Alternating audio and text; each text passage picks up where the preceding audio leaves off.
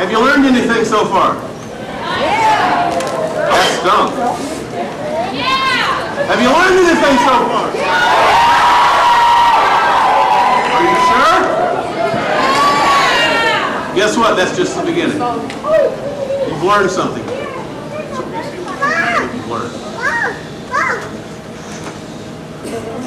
When you leave here tomorrow, you'll be going back into the real world.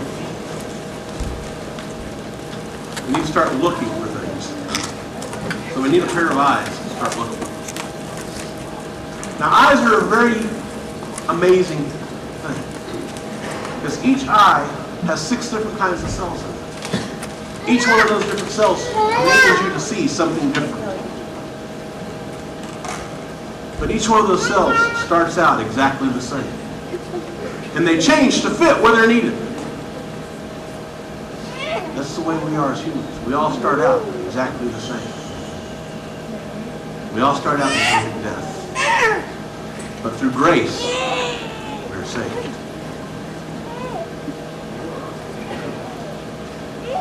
So we need to look for those places to take what we've learned.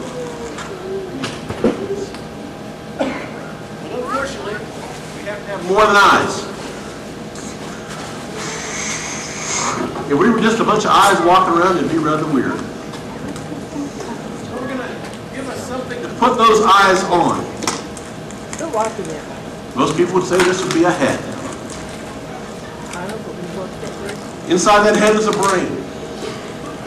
With what you've learned this weekend so far, just wake up a little bit of that brain.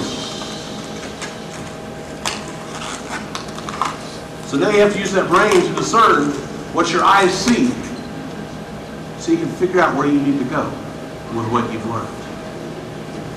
But that's just the beginning.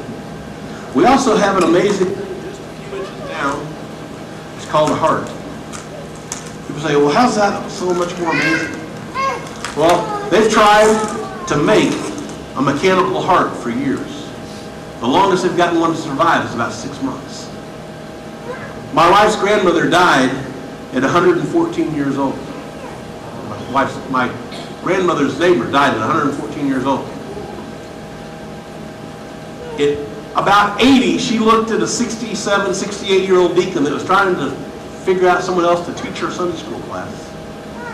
And she looked at him and said, "Sonny, I was teaching this class before you were born, and if you're not careful, I'll be teaching after you die." And she was serious. There wasn't no one going to take her out of where God had put her until God did it himself. At 107, she checked herself into a nursing home. Her reasons? She was tired of doing laundry and washing dishes. I could see that. But just about everything you've learned this weekend so far requires the use of your hands. So we're going to give this thing some hands. Whether you learn to juggle, whether you learn to do magic, whether you learn to do balloons, whether you learn to do puppets, whether you learn to do interpretive movement or acting, each and every one of those things has something to do where you're going to use your hands.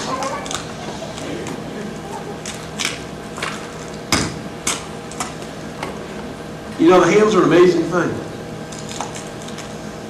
At least that part of it there is. That opposable thumb, as they call it. Enables you to do a lot of hold hands, open doorknobs, shoot basketballs, make puppets work. But did you know that's also the weakest part of your hand? I used to teach martial arts. And when you go to break a grab, you go against the thumb, because it's the weakest thing. Now, when you leave here, the devil's going to start nitpicking.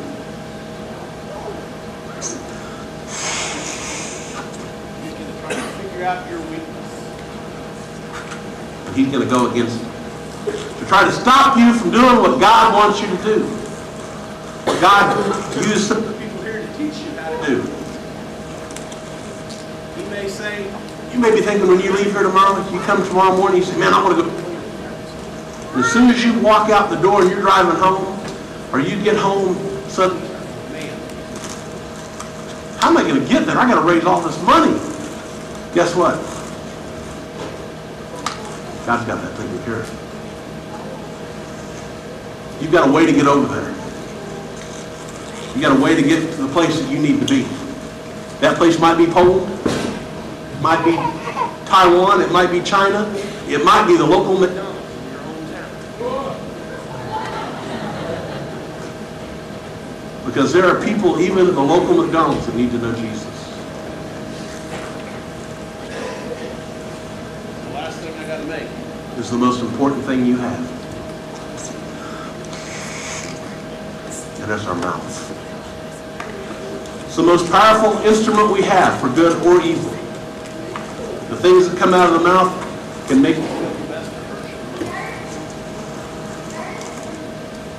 But what God wants to come out of there are His praises.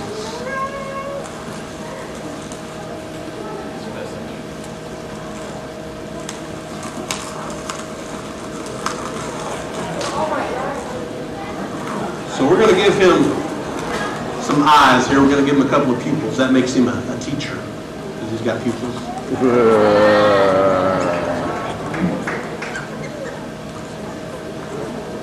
So when you leave here tomorrow, I want you to take what you've seen tonight, what you've learned today, and what you'll learn tomorrow. Don't let the devil show you your weaknesses. Remember what I said last night. You can do all things through Christ who strengthens you.